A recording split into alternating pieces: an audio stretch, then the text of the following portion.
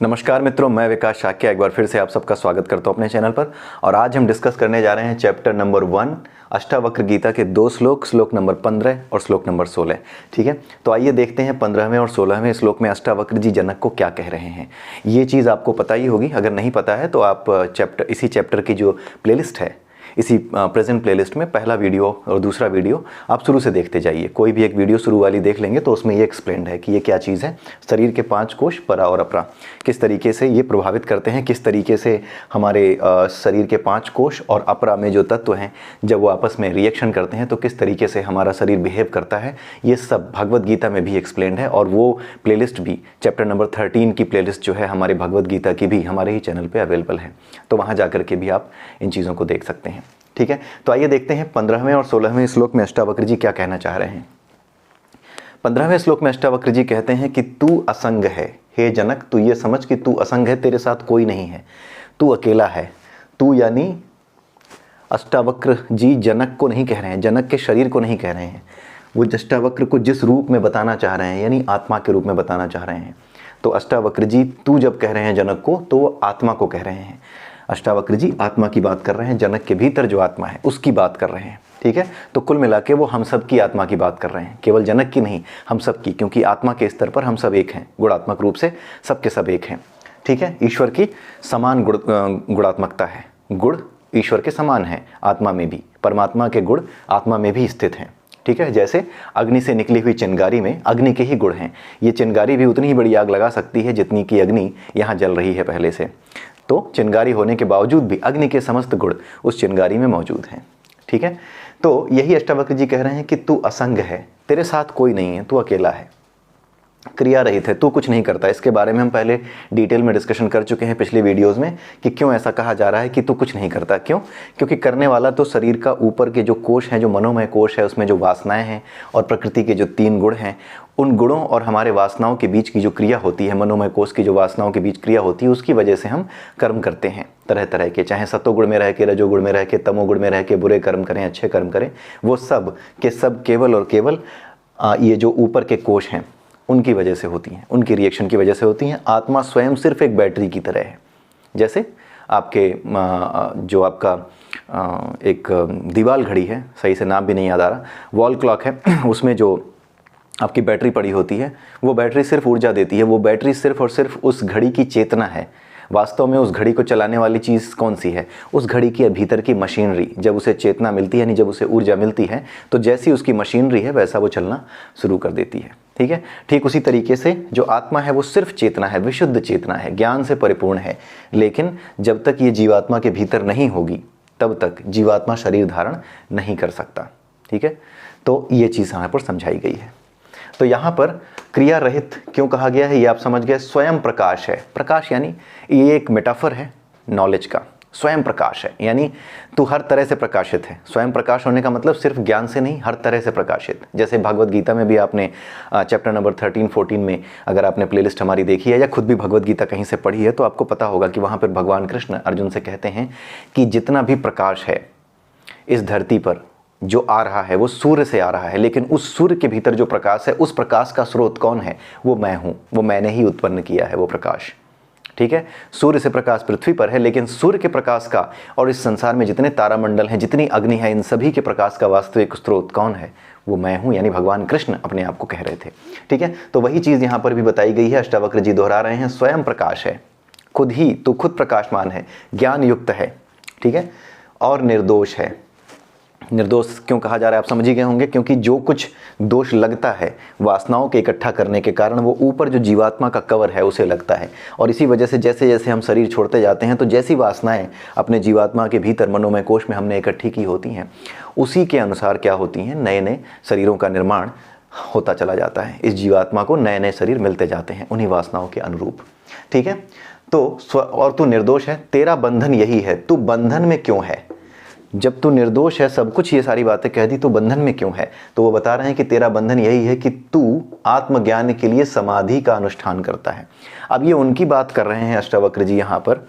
एक तो अज्ञानी वो हैं जो जानते ही नहीं, मानते ही नहीं, ईश्वर को समझ ही नहीं पाते और उसकी बुराई भी करते हैं, नास्तिक बने रहते हैं या जो भी है। यहाँ पर उनकी बात की जा रही है जो आगे बढ़ने के लिए जो जानते हैं कि हाँ ये ज्ञान ये है, वास्तविक ज्ञान ये है, उपनिषदों में है, पुराणों में है, वेदों में है, जो इस ज्ञान को जानते हैं और उस ज्ञान को जानते हुए जब वो समाधि की तरफ, यानी जब वो क्रियाएं करते हैं, चाहे योग की क्रियाएं हो, चाहे मेडिटेशन की क्रियाएं हो, जब वो इन क्रियाओं को करने लगते हैं तो उस केस में उनकी बात की जा रही है। जो ज्ञानी हैं, उन ज्ञानियों को भी बंधन किस कारण से है वो बता रहे हैं।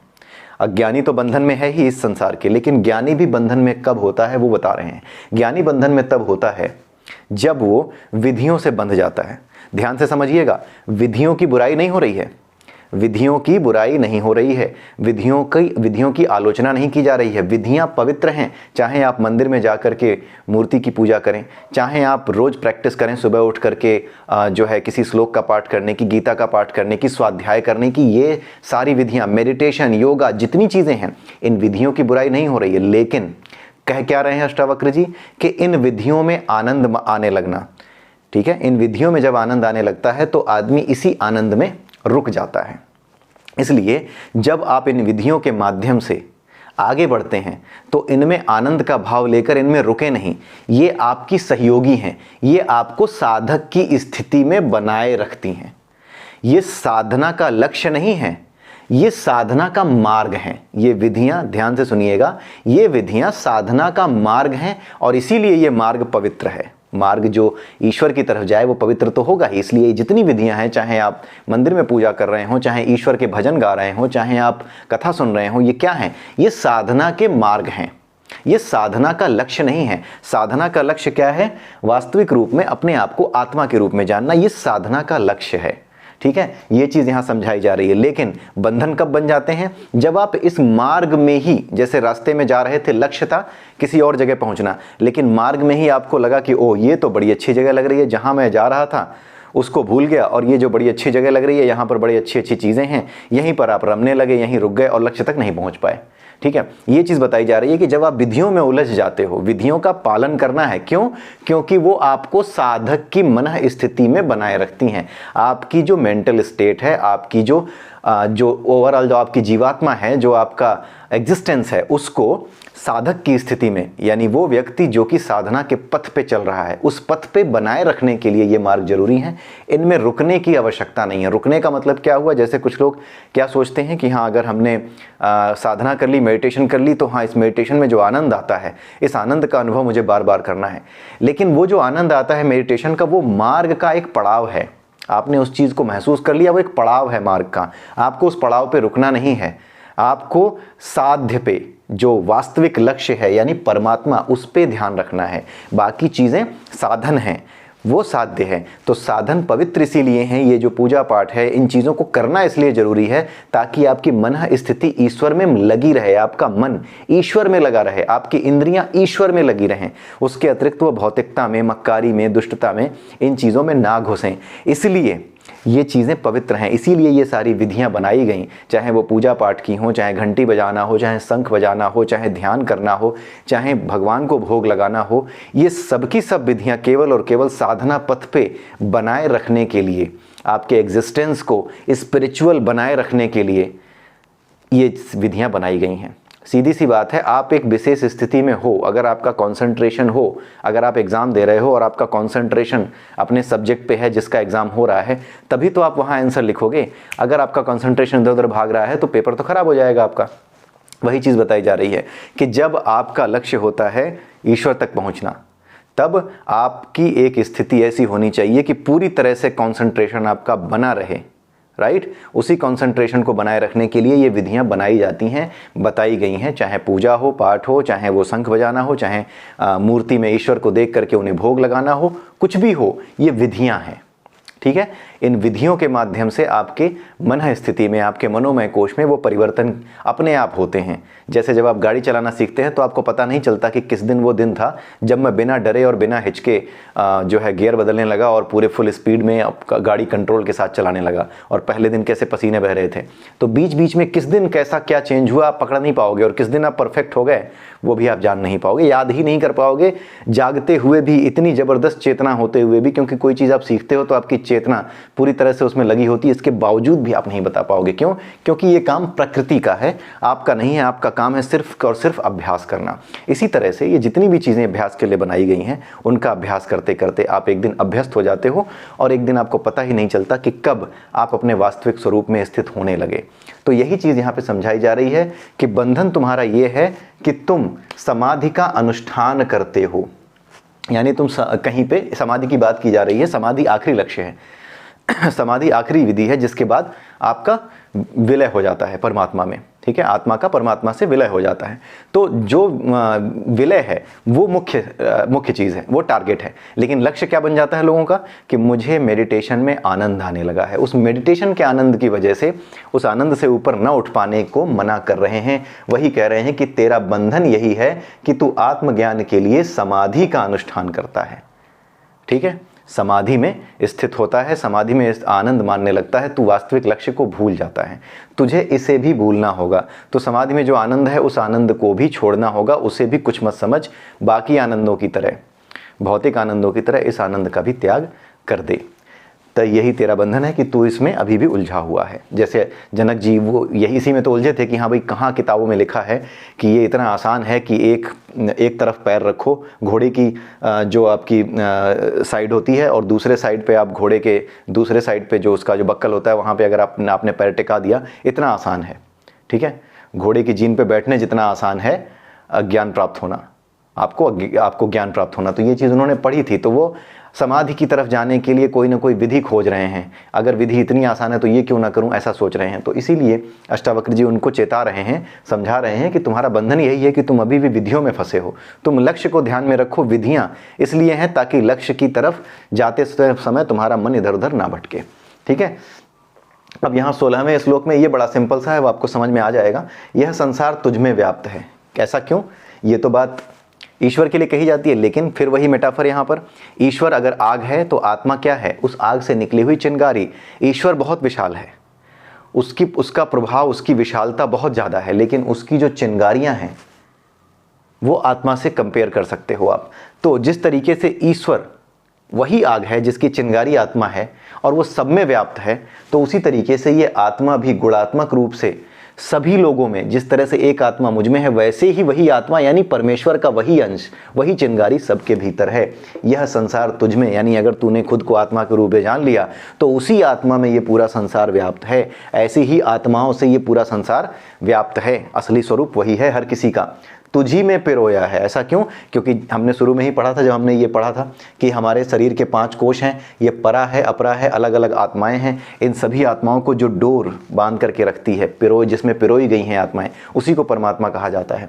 ठीक है, आग और चिंगारी का रिलेशन भी आप उसी तरीके से समझ सकते हैं। तो तुझी में पिरोया हुआ, ऐसा क्यों कह रहे हैं? क्योंकि आत्मा भी क्या है? परमात्मा का अंश, और परमात्मा ने सबको पिरो रखा है। ठीक है, तो गुण की बात कर रहे हैं। जैसे आग की बात करते हैं तो चिंगारी भी आग है, तो आग से ही सब कुछ जलता है, तो इस चिंगारी से भी जल जाएगा, लेकिन है वो चिंगारी आग ही। वही चीज़ यहाँ बताई जा रही है कि जैसे परमात्मा है, उसका अंश तुम हो, तो जो उसका अंश होने के कारण गुण के स्तर पर, गुणात्मक रूप से तुम वही हो जो परमात्मा के गुण, जो गुण हैं उसी गुण के अंतर्गत हो, लेकिन तुम उसका एक अंश हो और परमात्मा पूरी अग्नि के समान है। तो जिस तरह से परमात्मा ने सबको एक दूसरे में पिरो रखा है, तो तू उसी का अंश होने के कारण ये पूरी की पूरी सृष्टि उसी परमात्मा में, तुझ में ही, यानी तू जो आत्मा खुद को समझ रहा है जो कि परमात्मा का ही अंश है, उसी परमात्मा में ये सारी की सारी सृष्टि पिरोई हुई है, तुझी में पिरोई हुई है। अपने आप को आत्मा जान तो समझ जाएगा कि इसी में, यानी इसी अग्नि में, जैसे जो अग्नि का एग्जांपल ले रहा हूं मैं, अग्नि यानी चिंगारी जो आत्मा के रूप में है, इसी में पूरी सृष्टि पिरोई हुई है। जैसे कोई ये कह दे कि ये जो चिंगारी है ना, ये भी आग लगा सकती है, आग तो आग लगा ही रही है, लेकिन ये चिंगारी है, इसमें भी आग लगाने की क्षमता है। ठीक वैसे ही जैसे परमात्मा में ये सारा का सारा संसार पिरोया हुआ है, तो ये समझ कि तू उसी से उत्पन्न होने के कारण तो ये समझ सकता है कि तुझ में ही, यानी जो मेन एलिमेंट है भाई, वही एलिमेंट है आग, वही एलिमेंट है चिंगारी, तो जो मेन एलिमेंट परमात्मा है, उसी एलिमेंट जैसे सारे गुण होने के कारण तू ये समझ कि ये समस्त सृष्टि तुझी में पिरोई हुई है। ये जो अद्वैत का जो कॉन्सेप्ट है ना, ये कंफ्यूज करता है, इसलिए बड़े ध्यान से इन चीज़ों को सुनिए, समझिए, बार बार पढ़िए, खुद भी जाकर के किताबों को समझिए, पढ़िए, तो आपको पकड़ में आ जाएंगी। यथार्थ में यानी वास्तव में तू चैतन्य स्वरूप है। वास्तव में तो तू चैतन्य स्वरूप है, यानी कि तू खुद चेतना है। वास्तविक चेतना तुझसे है। तेरा शरीर तेरी चेतना नहीं है, तेरी आंखें तेरी चेतना नहीं है, तेरी बुद्धि, तेरा दिमाग ये तेरी चेतना नहीं है, हाथ पैर मन ये भी चेतना नहीं है। चेतना यहाँ है जिसको आत्मा कहते हैं। अतः क्षुद्र चित्त को प्राप्त मत हो। क्षुद्र चित्त का मतलब क्या होता है? अहंकारी व्यक्ति की बात हो रही है यहाँ पे। क्षुद्र चित्त वाले का मतलब क्या होता है? क्षुद्र चित्त कब होगा? चित्त क्या होता है? जिसमें वासनाएं उत्पन्न होती हैं। यही मनोमय कोश वाली कहानी है सारी। क्षुद्र जो चित्त होता है वो मनोमय कोश से ही उसका रिलेशन होता है। वहीं पे वासनाएं उत्पन्न होती हैं जो मनोमय कोश को भरती चली जाती हैं। तो ये जो चित्त है ये क्षुद्र कब होता है? जब इसमें वासनाएं इकट्ठी होती हैं। तो तू वासनाओं को इकट्ठा करके क्षुद्र चित्त वाला मत बन। यानी ना तो तू किसी बंधन में बंध, किसी बंधन में भी बंधोगे, आनंद में, किसी भी तरह के आनंद में बंधोगे तो उस आनंद में बंधने के कारण एक उस आनंद के वासना का बीज भी मनोमय कोश में पड़ जाएगा। सीधी सी बात है, जिसमें आनंद और जिसमें दुख हुआ, जिसमें आपके मन में अहंकार आया, जिसमें आपके मन में किसी से बदले की भावना आई, जो आपके दिमाग में अटका रहता है, ऐसे समझिए कि जो बात आपके दिमाग में अटकी रहती है कि उसको जवाब देना है, उससे कुछ कहना है, यही सारी बातें वासनाओं के बीज के रूप में हमारे मनोमय कोश में यानी हमारे चित्त में वासना का जन्म देती हैं, वासना को जन्म देती हैं। ठीक है, तो अष्टावक्र जी कह रहे हैं कि तू ऐसे क्षुद्र चित्त को प्राप्त मत हो, क्योंकि तू तो स्वयं आत्मा है। क्षुद्र चित्त को प्राप्त होने का मतलब है कि तू इन सब चीज़ों में ध्यान मत दे, किसी आनंद की तरफ मत भाग। सारे आनंद को छोड़ करके केवल और केवल परमानंद में यानी अपने स्वरूप में स्थित हो जा। तू तो स्वयं आनंदमय है। ठीक है, ये बताना चाह रहे हैं। तो आई होप कि आपको ये समझ में आए होंगे दोनों श्लोक। अगले वीडियो में फिर मिलेंगे, तब तक के लिए जय श्री राधे, जय श्री कृष्णा, जय श्री राम।